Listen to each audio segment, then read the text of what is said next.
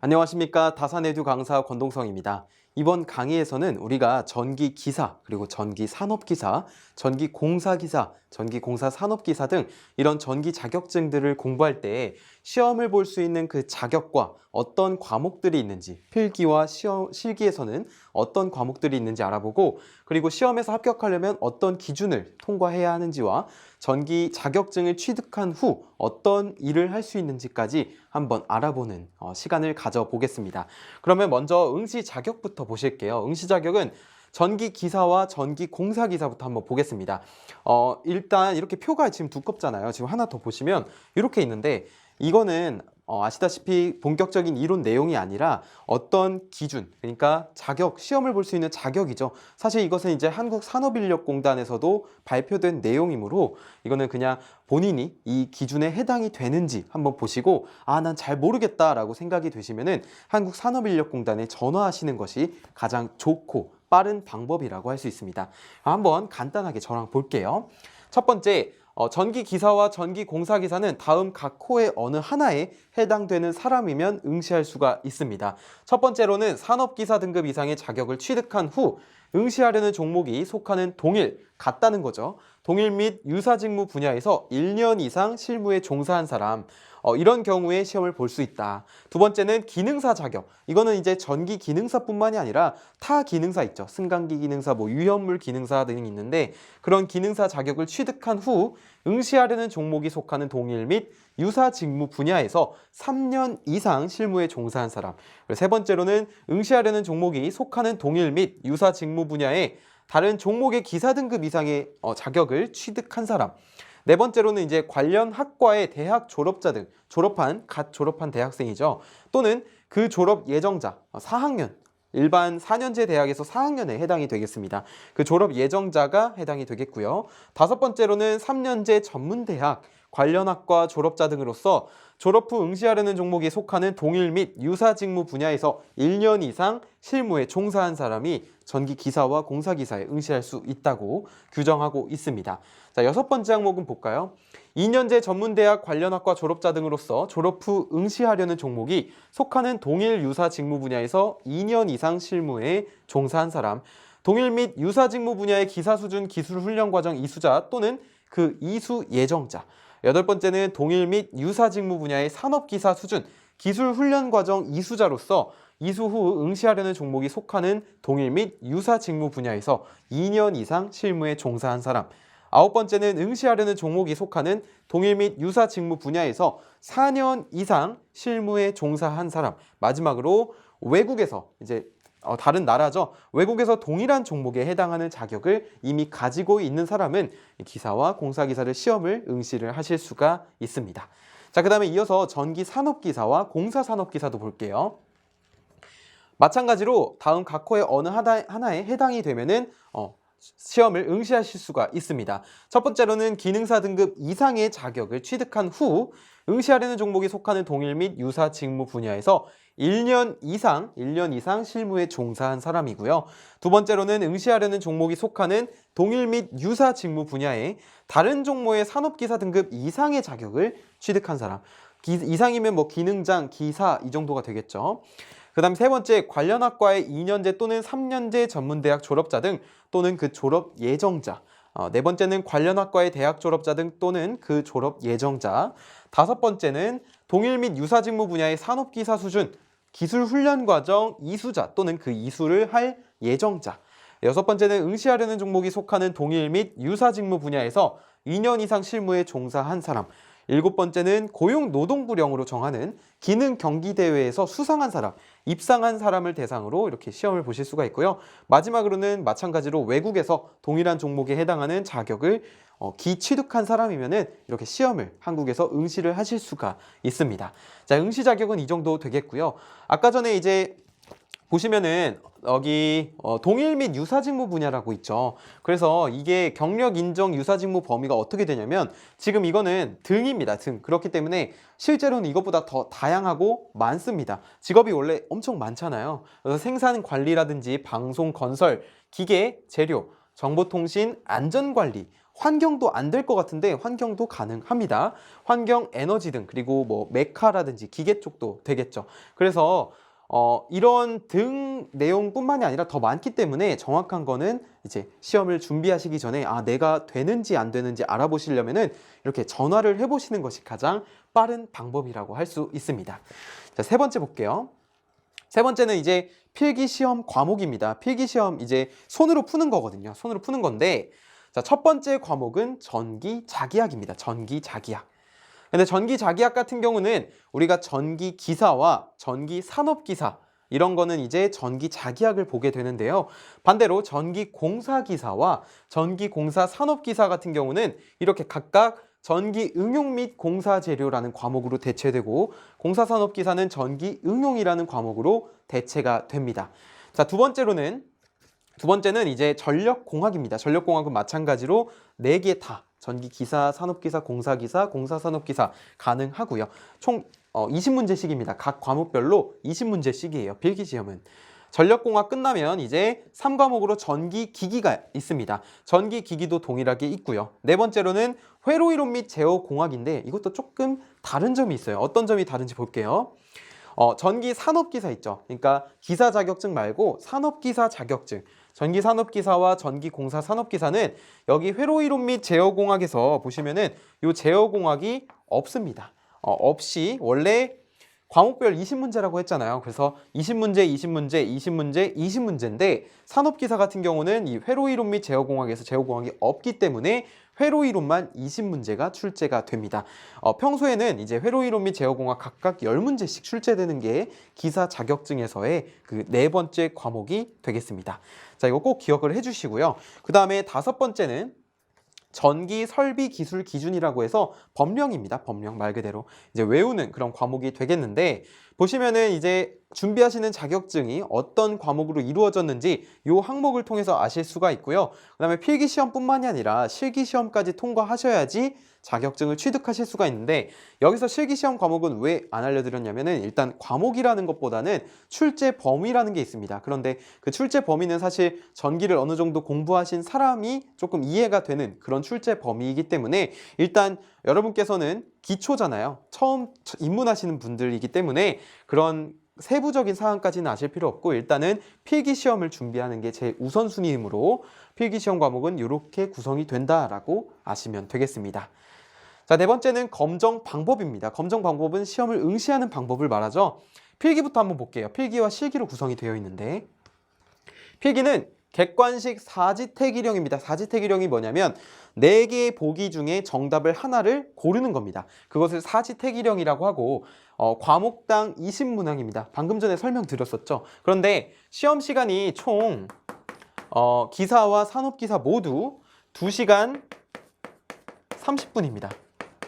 그래서 5과목이잖아요. 5과목. 전기자기학 또는 공사재료도 포함해서 전기자기학, 전력공학, 전기기기, 회로이론 및 제어공학, 그리고 전기설비 기술 기준인데 이게 다 2시간 30분이기 때문에 과목당 30분이라고 생각하시면 돼요. 그런데 이 과목당 30분이라고 하는 것은 감독관이 딱 30분씩 재가지고 시험 시작하겠습니다, 끝나겠습니다 이게 아니라요.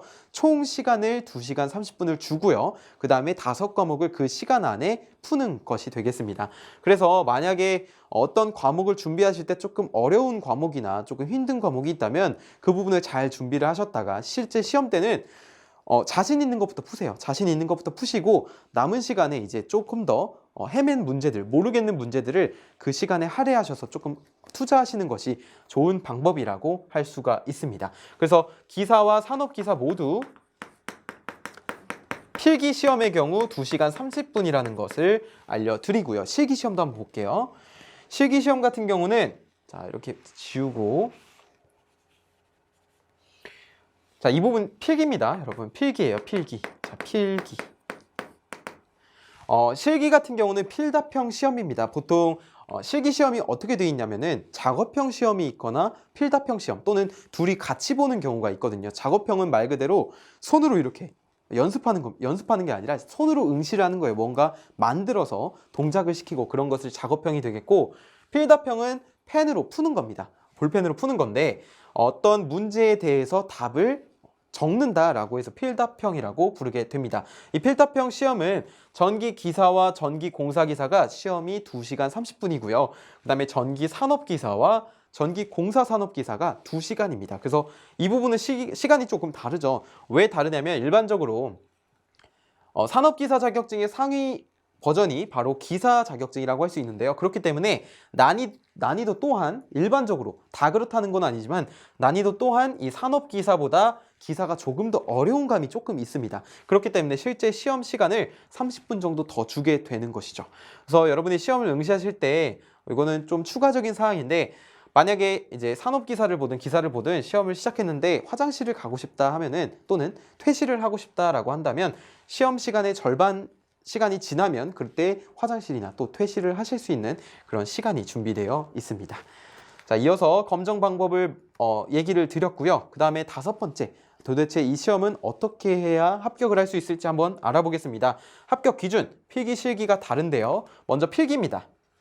필기는 100점을 만점으로 하는 건 똑같고요. 과목당 40점 이상이에요. 그런데 필기시험 같은 경우는 5과목인데 과목당 20문항이잖아요. 그렇기 때문에 총 100문항입니다. 그쵸? 총 100문항인데 배점이 총 100점이잖아요. 그러면 한 문항이 몇 점이에요? 1점이란 소리죠. 그래서 결국 합격을 하기 위해서는 필기시험을 합격하기 위해서는 평균 60점을 넘겨야 되는데 과목당 40점이니까 과목당 최소 8문항. 왜냐면은 한 과목이 20문항인데 지금 100문항이니까 1문항당 1점이잖아요. 그런데 이제 뭔 소리냐면은 과목별로 100점, 100점, 100점, 100점 이게 물론 잠시만요. 총점이 지금 보시면 100점 만점이라 했는데 이게 뭐냐면 평균입니다. 평균 100점 만점이라는 거예요. 다시 설명드리면 자 보세요. 평균이 100점이라는 거니까 5과목이면은 총점이 500점이죠. 그쵸? 총점이 500점이에요. 그러면 한 문항당 몇 점이에요? 한 문항당 5점입니다. 5점. 그래서 여기 과목당 40점 이상이라고 하는 것은 한 과목당 8개 이상을 맞춰야 한다라는 뜻이 되겠습니다. 8문항 이상을 맞춰야 돼요. 만약에 평균이 60점을 간신히 넘겼어요. 여러분께서 이제 시험을 봤는데 62점입니다. 그런데 어떤 과목이 만약에 7개를 맞았어요. 아쉽게도 7개를 맞추셨으면은 이거는 이제 과목당 40점 이상에 해당이 되지 않겠죠. 그렇기 때문에 이것을 우리가 과락이라고 부르게 됩니다. 과락. 그래서 만약에 이런 8개 밑으로 맞히게 되면은 평균이 60점 넘기더라도 합격으로 인정이 되지 않으니까요. 최소한 8개는 맞힌다는 느낌으로 그런 느낌으로 공부를 해주시면 되겠습니다. 아마도 지금 이 기초 과정을 들으시는 분들은 이 8개 밑으로 맞히실 일은 절대 없을 것이라고 생각합니다. 정말 하실 수 있어요. 그래서 총점 1문항당 5점으로 봐야 된다. 평균은 60점 넘기고 과목당 8개를 맞춰야 한다라는 것이 되겠고요.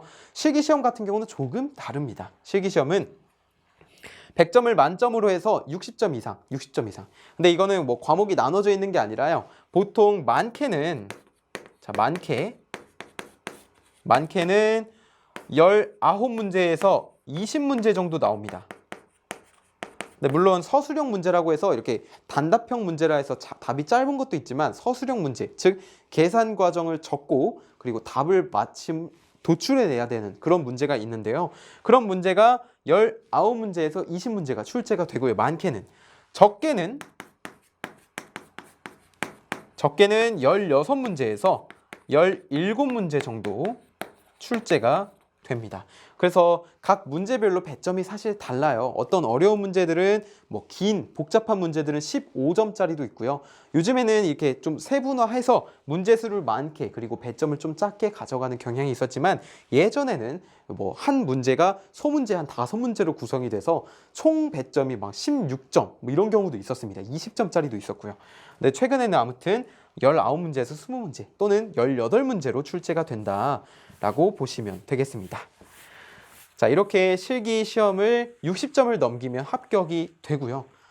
정말 이제 이때가 조금 어려우실 수도 있는데 하실 수 있어요. 정말 자신감을 가지시면 충분히 해내실 수가 있습니다. 자, 여섯 번째는 마지막입니다. 이 강의에서 마지막인데요. 전기 안전관리자 선임 기준입니다. 이것은 무엇이냐면 여러분이 공부를 하셔서 자격증을 취득을 하셨습니다. 자격증을 취득하시고 나서 어떤 전기 안전관리자를 선임 받으실 때 어떤 기준이 존재하는데요. 이거는 규정이 되어 있는 사항입니다. 그래서 안전관리 범위, 예를 들어서 첫 번째부터 쭉쭉 가볼게요. 모든 전기설비 통틀어서 모든 전기설비의 공사, 유지 및 운용인 경우에는 어떤 자격을 갖춰야 되냐면 기술사 또는 전기기능장을 취득하고 실무 경력 2년 이상, 그 다음에 기사 자격증을 취득하고 실무 경력 2년 이상을 해야지 이 안전관리 범위, 요 범위에 해당하는 관리자를 선임 받으실 수가 있습니다. 자, 그 다음에 그 하위 단계 보시죠. 전압 10만 볼트, 10만 볼트면은 이게 100kV거든요. 1kV가 1000V입니다. 1000V. 1000V. 그래서 10만 볼트라고 한다는 것은 100kV가 되는데 우리가 일반적으로 전압이라고 하는 것은 이제 송전 전압, 대부분 일반적인 전압은 22.9kV가 굉장히 많습니다. 그렇기 때문에 지금 보시면 여기랑 다른 점 보시면 산업기사가 추가됐죠. 산업기사.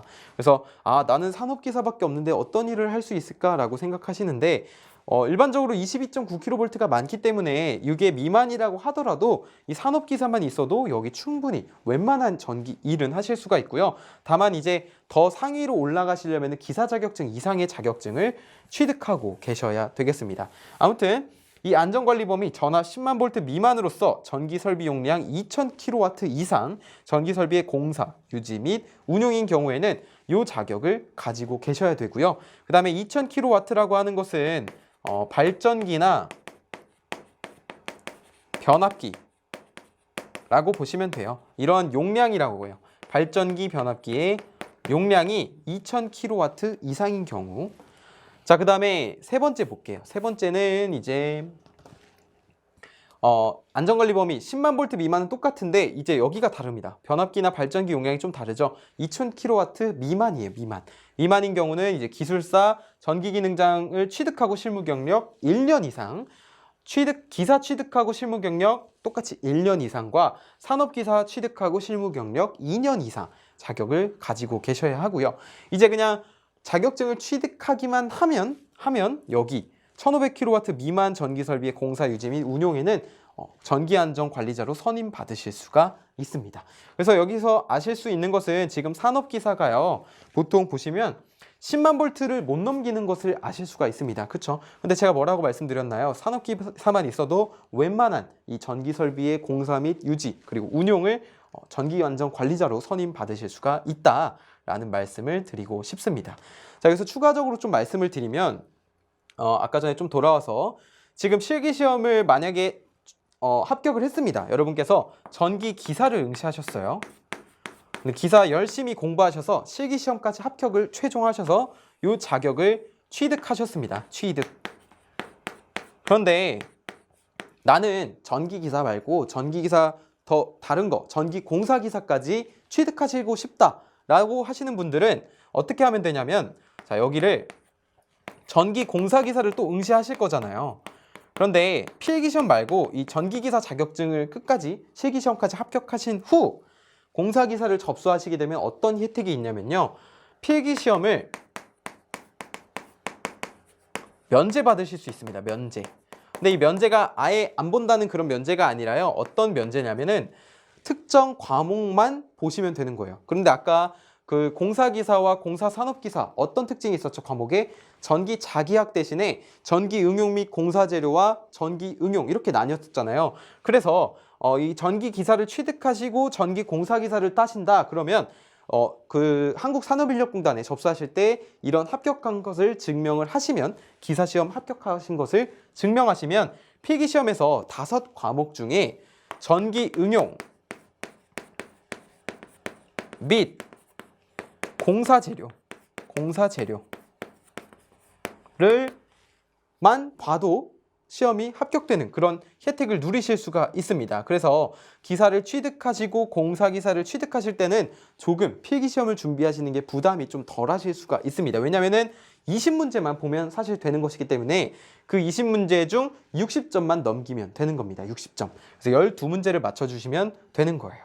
자, 이런 식으로 자격증을 알아보게 되었습니다. 시험 자격 및 합격 기준에 대해서 알아봤는데 다음 강의에서 본격적으로 이제 전기를 공부하는 데 있어서 필요한 기초 수학부터 한번 저와 함께 알아보겠습니다. 그럼 저는 다음 강의에서 찾아뵙겠습니다. 감사합니다.